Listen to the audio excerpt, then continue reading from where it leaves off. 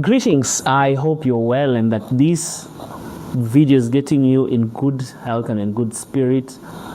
It's good to be back. This is week 3 of our January content, and I'm so grateful for the feedback we are getting, the comments that we are getting, and it's a show that this content is helping you out. And we want to thank you. If you have not subscribed, please subscribe. And please, if you really care about the person that you love, the people that you love in your space, please share with them this content and let it also transform them as it has also transformed you.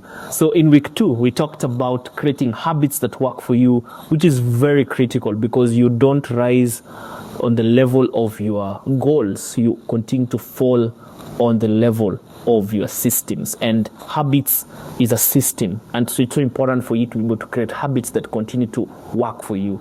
Now on week 3, we are going to talk about growth mindset and emotional resilience. Now realize this, friends, everything you ever wish to have, everything you ever commit to have, from the vision board that we started on week 1 talking about, the vision board that you have set yourself to achieve, the things, the changes you want to see in your career, in your health, in terms of your mental capacity, everything worthwhile that you ever want to achieve is on the other side of the Red Sea. Everything that you ever want to achieve is on the other side of the Red Sea.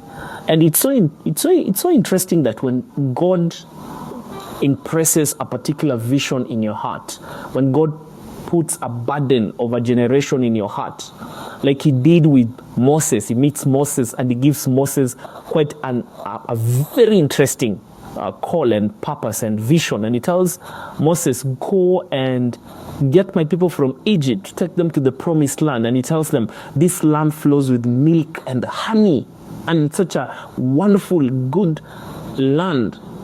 But there's quite a number of things that happens along the way. There was the Red Sea, there was the bitter waters of Mara, the disobedient of the people that God was calling him to lead. And there was quite a lot that was on the way that frustrated Moses to the level whereby this gentleman never saw the land that he was given an opportunity to lead the people to.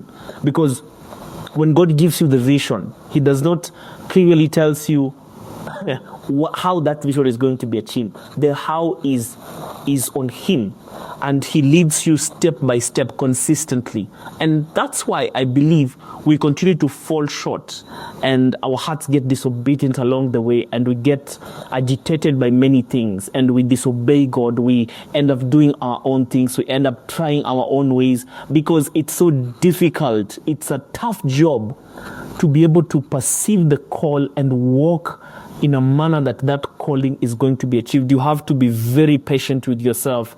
You have to practice what we call obedience. You have to have the heart of obedience. Your heart has to be very malleable. When God is taking you through the meanders of life, and every single day you wake up, you're trying to achieve your goals. You're going to meet the Red Seas. You're going to meet challenges and things that will throw you off the balance many times.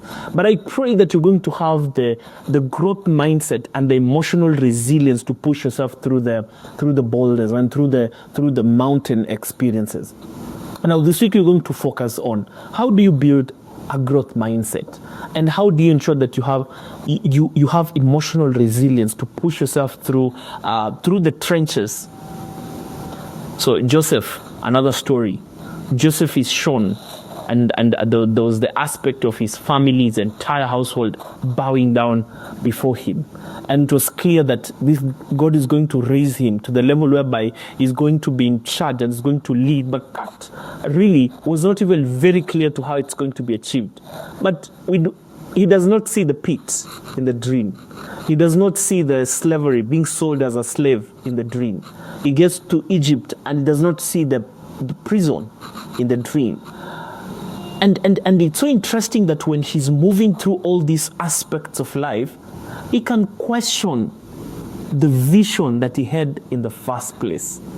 And it's so interesting that as you go through life, you're going to meet challenges that are going to make you question, why exactly are you doing what you're doing? In my first publication, I wrote a book titled The Pressure of Being Gifted.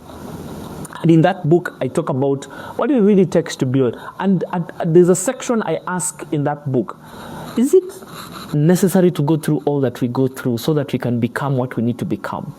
Is it necessary that you go through that heartbreak? Is it necessary that you go through that financial crisis? Is it necessary that you go through that social isolation? Is it possible that you're watching this right now and you're going through a mental breakdown? Is it possible that right now you're questioning a lot that is going on in your life? But the truth of the matter is this: the miracle is on the move many times. And I tell you from a personal experience, you have to pursue your dreams when you're tired. You have to pursue your dream when you're broke. You have to pursue your dreams when people leave. You have to pursue your dreams when you don't have everything figured out. Because the miracle is in the movement. Those small steps you take every single day, you push yourself and you say, tomorrow I'll wake up and study something new. Tomorrow I will go out and meet someone. Tomorrow I'll go and network with this kind of a person. That ability to have that consciousness about the desired end and looking at these obstacles in between and still pushing yourself forward, that is a growth mindset. Because then there are other groups of people, when you meet challenges and you meet obstacle, you get an identity out of that obstacle. Realize this, friends. Your identity is not informed by the things you have or have not. Your identity is secured in your well-being, that the fact that you are a child of God. You are created in the image and the likeness of God. That's a biblical principle that will never change. You have been created with a purpose.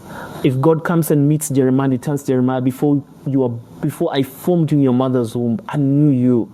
Before you were born, I set you apart. And before you were born, I appointed you to be a prophet.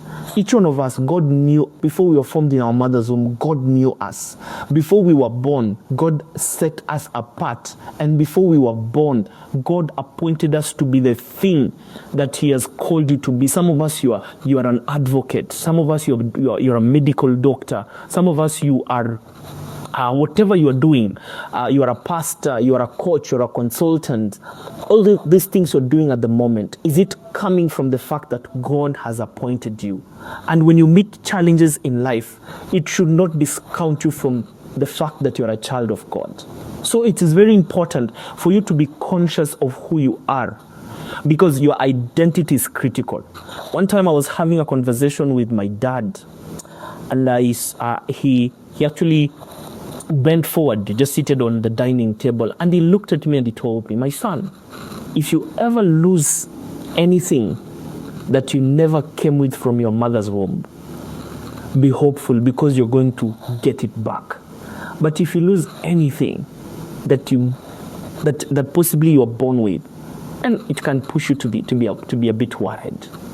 And of course I know you can lose many things, but what my father was telling me is that you don't build an identity with the things you've acquired and accumulated in this world. They are very good, they're very important, they're supposed to make life beautiful and make life awesome and make you feel good. But you should not draw an identity from it, because this is the problem. When those things disappear, your identity disappears with them. When those things lose value, when you go through something tragic, it means that your identity is also crushed.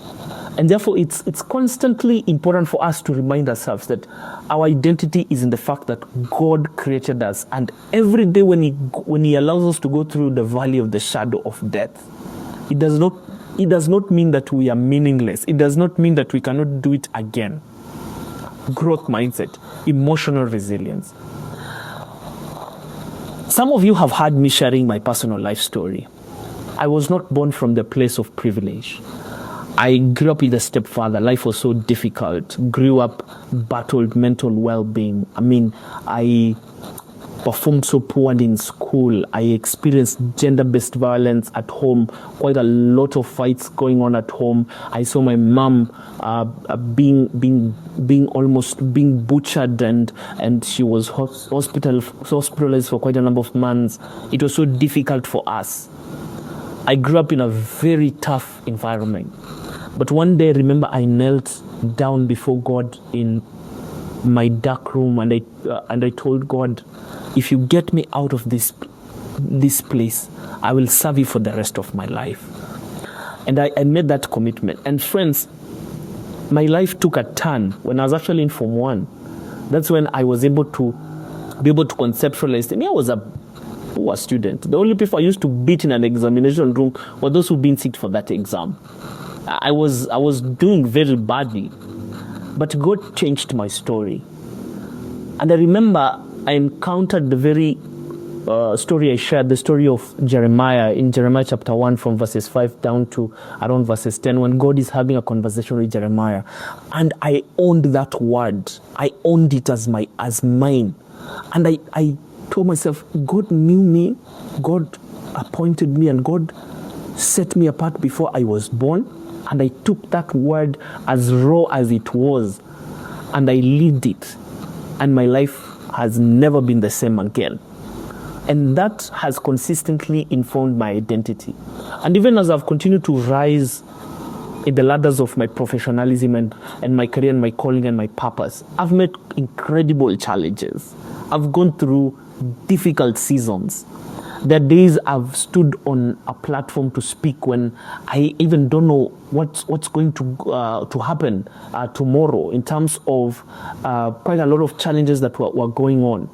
I remember when I was doing my master's, there was quite a lot academic pressure, there was life pressure, there's quite a number of things going on. But you still show up for your dreams. You still show up for what God has called you to do.